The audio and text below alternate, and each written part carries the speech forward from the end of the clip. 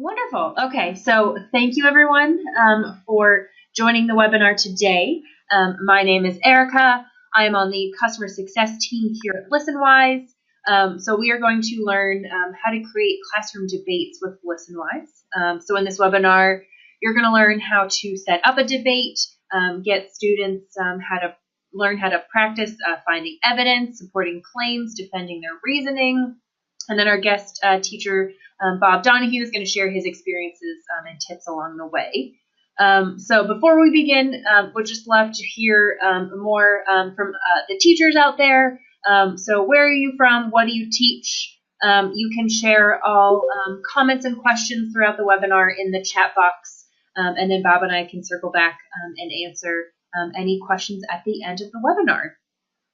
So now I'd like to introduce Bob Donahue. He is a sixth grade teacher in Brighton, Massachusetts. He's done a number of debates with his class and actually was last year's Great Debate Contest winner. So thank you, Bob, for joining. Really excited to have you sharing with us today. Thank you. Yeah, I'm so excited. So first we're going to start, and I'm just going to show you a clip of Bob's class's winning debate. So let me just pop out of the webinar here and go to YouTube. So just going to play a few minutes of this to show you what a Listenwise debate is like. Good afternoon, Listenwise. My name is Malachi Pearl, and I'm defending my side that social media does not affect. First of all, this study was only taken on one group of kids. If it was done in another part of maybe the world, kids could have not been affected, which could have brought down the average of kids that they study if that likes are more important than defenders. Hi, my name is Harrison. Hello, judges. And I am stating with my opinion that it does affect kids in their lives from social media. Because even though people say that if it was in a different place at a different time and there are all different solutions so that if it's different people, they might not mind, but a lot of the reason people actually go on social media is only to post things out there, not just really for the friends, but for all to see. So that can make it difficult to try and avoid it. And as though some people do not care what other people say, they might think that at first, but then it might change their opinion and how they actually think when something does happen. People throughout the ages have always wanted to fit in. No one wants to be really the weird kid. It happens with many things. Fidget spinners, dabbing, bottle flipping. It's not just social media. Social media is one of the things.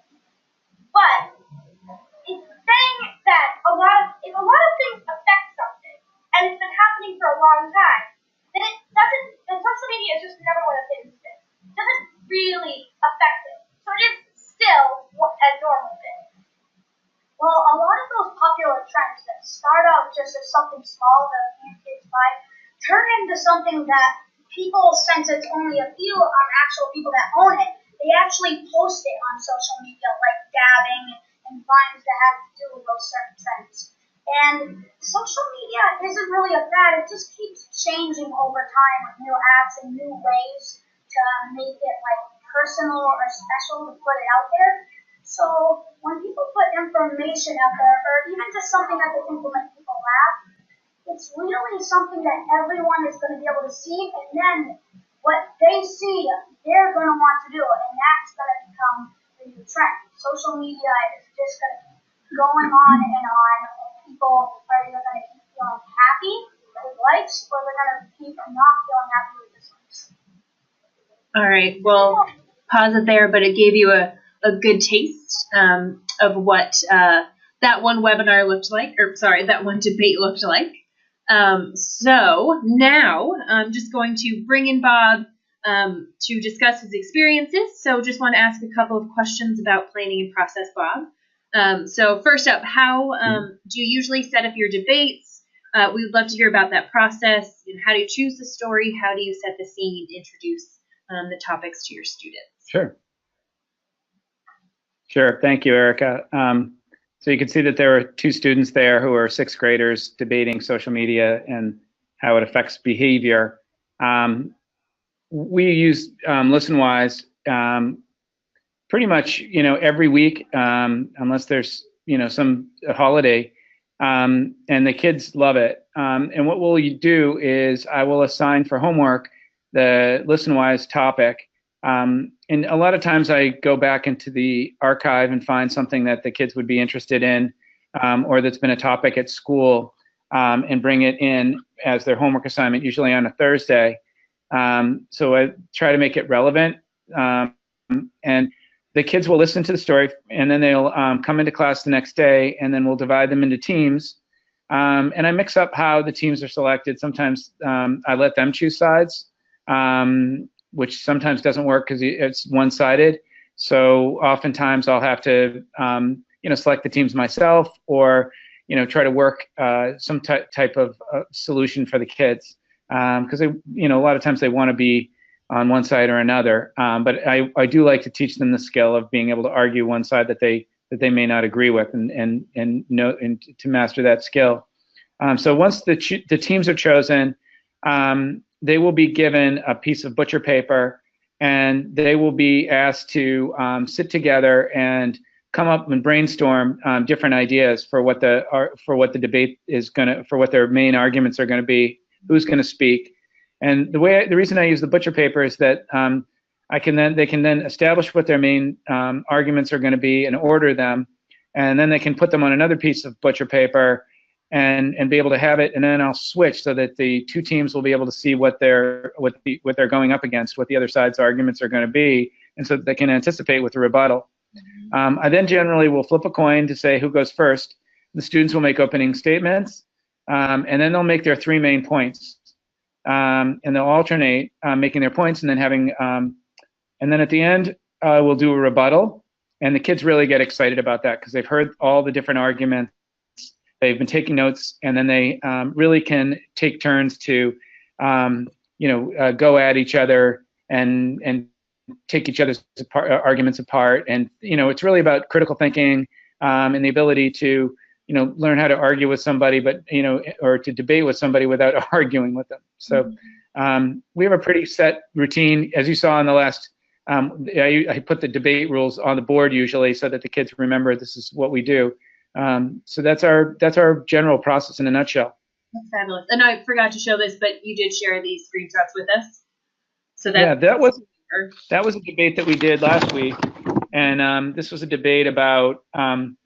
From a Listenwise, and we had some, there had been some issues in the community with graffiti and some hate speech, and there was a Listenwise about which a reporter interviewed a district attorney who had a case that they tried against a juvenile, where a judge had sentenced the student to having to read several books and having to go to the Holocaust Museum, which was perfect because, number one, we're teaching Holocaust and civil rights, and we're also going to DC. So it really dovetailed nicely, which a lot of these will. And the kids really personally connected with this. So you can see that the arguments that consequences do work, and then you can see on the other side when the consequences don't work. And the kids really dug in on these. That's cool. And if it is more relevant to students, I assume that they are more into the topic and more interested in debating it. So that's great that you can find content that is super relevant to what's happening in the world, and then also what's happening in the classroom. That's wonderful. Correct. And speaking of, would love to hear a little bit more about the students. It sounds like they like the debate. I know you mentioned that it's one of their favorite things to do, so we would just love to just hear a little bit more about what they think, what stories they do like, maybe what they don't like, and the whole process of debates. Sure. The students really enjoy the debates. They find it a refreshing break from sitting in class. They're able to get up. They're able to move.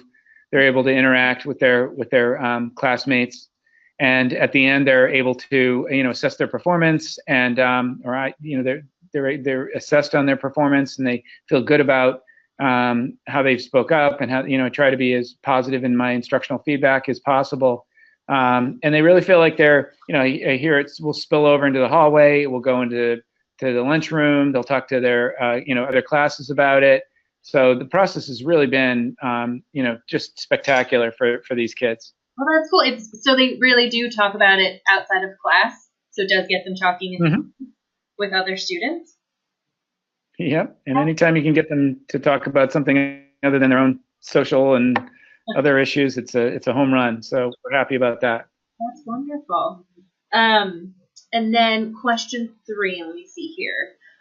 So that debate we did play with your contest entry, you were talking about social media and how it affects behavior. So I know we did hear a little bit about the arguments, but we just love to hear more if you remember any of those details about what some of the arguments were and then kind of how they came to those main points.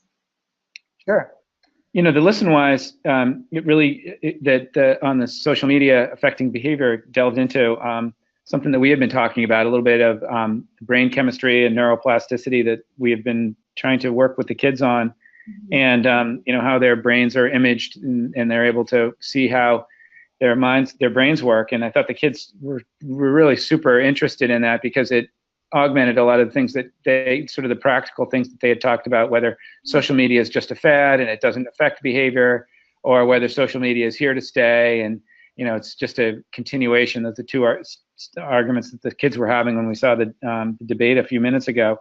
But really what they got into was how the social media and how it creates anxiety and stress among kids, and when they see something online or something gets posted, how they bring that to school and they can't focus in class. And I thought that was the pretty strong argument. So the kids learned a lot, not just about, how they sort of initially would think, but also learning more about neuroplasticity and how their brains work. And I think that was really something that was powerful for them. That's great to hear. And I feel like that is a never-ending topic of discussion. So yeah. A yearly debate we all bring up. Everyone, students and teachers alike, can definitely dive into that subject. So question number 4, I know you mentioned you usually do weekly debates, so that's wonderful that you're incorporating that into your classroom. Have you been doing more debates recently? How do you decide what to do? And I think you kind of touched on it, but is it more based on what you're teaching and what's happening in the world, or a combination of all those things? Well, I teach 2 classes. I teach social studies and I also teach a life skills class. And so sometimes the students will come to, class and they'll have an issue that's going on in school. Like, for example, should schools hold cell phones? Something that the kids have been wondering about. And segued with, we had been creating a constitution for our school. And, that was one of the things that the kids had debated, and that perfectly there was a Listenwise about that same subject. Should schools take cell phones at the beginning of the day? And they were able to hear and understand that it wasn't just this school, it's happening out there at lots of other schools. So, that I think was very informative. They were able to hear what other schools are doing. And, they did their own research as well outside of that, looked at newspaper articles and other places on the internet. And that, so it really it was just a perfect complement to what we had been working on in social studies.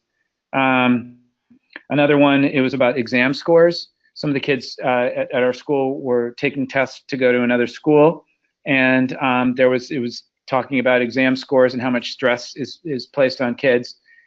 So those were a couple of topics that were really great. And I think I just look every week when a debate topic comes out, and I put it aside and think, when would that work in my curriculum? So we'd love to do it, and it's can either be something fun that just sort of takes them away from what we're learning about in social studies class, or it segues perfectly with social studies or life skills class. Mm-hmm. And I think you mentioned, but do you assign the debate story for homework so students listen to the story, think about it, and then the next day come to class and discuss? Yeah. Okay. One time I tried it with having them do the Listenwise in class and then have the debate in the same period. Mm-hmm. But we have different types of readers.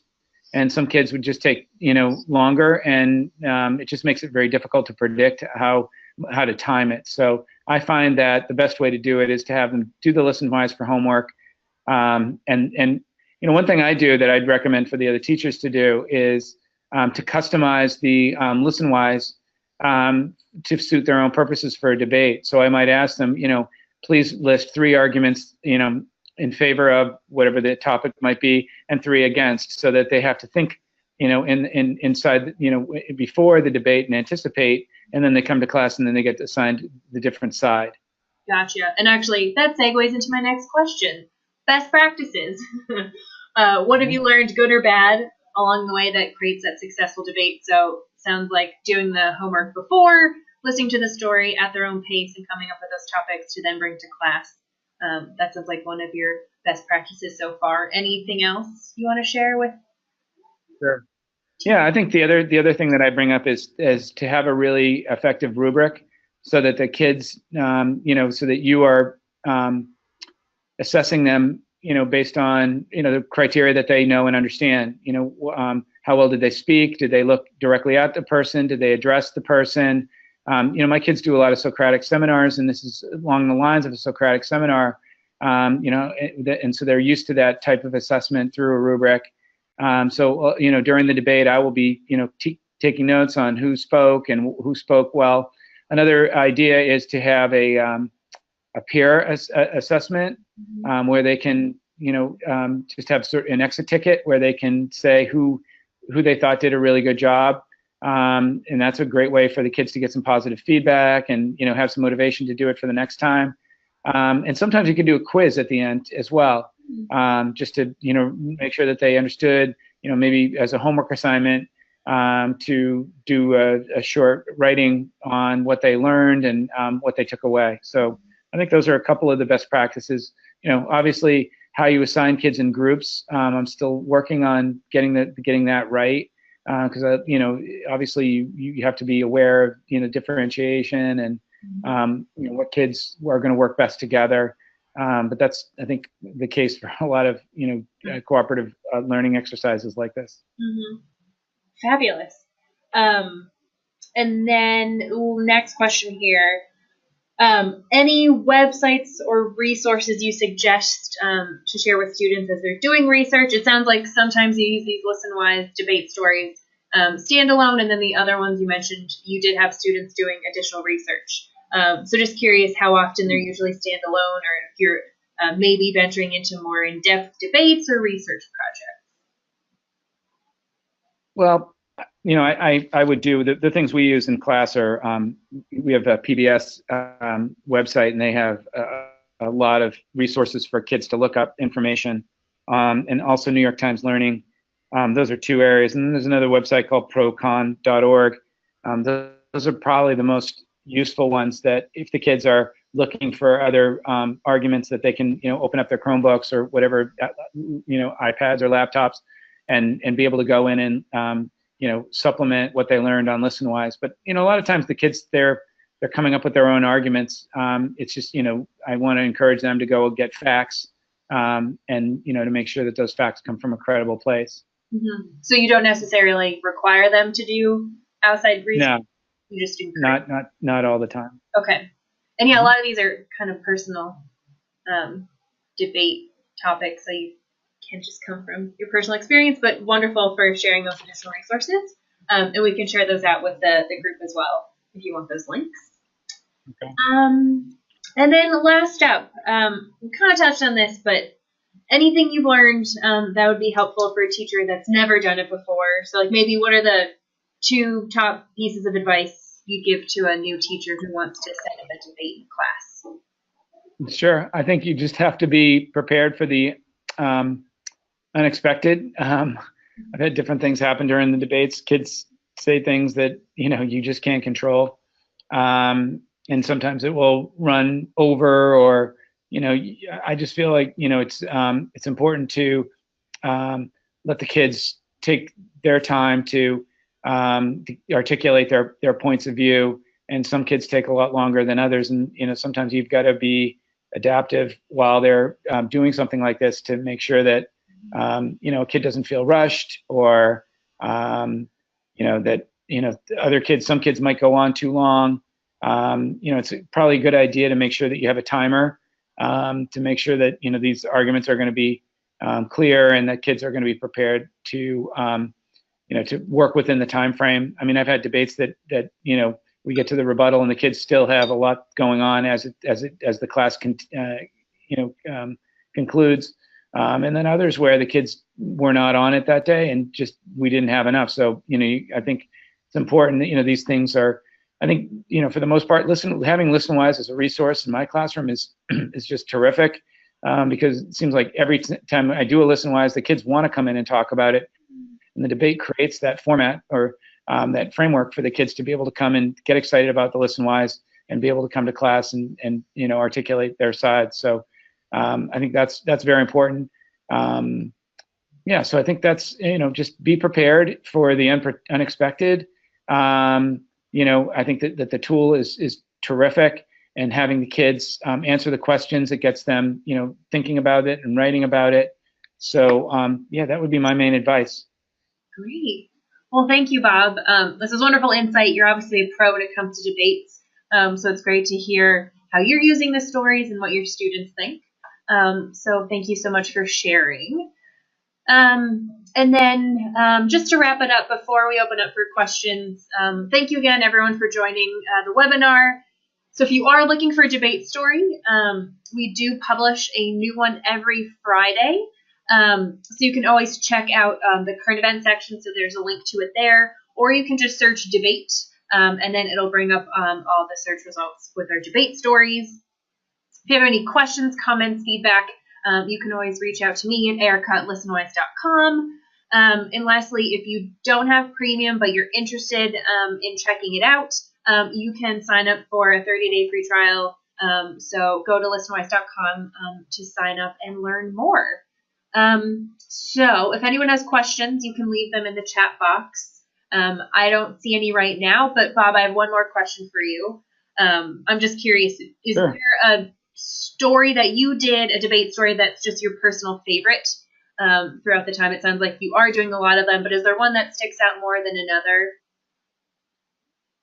Yeah, probably the one that the kids like the most was they are really interested in drones, and they were like very animated about the story about deliveries by drones and robots, and what their privacy issues are, how exciting it might be, and they got into a lot of different areas that I hadn't thought about, like what is necessary of transportation, and what these drones are going to be able to do, whether they let them into the yard. So that was one that I thought was really a home run, and the kids just took off with it and ran with it.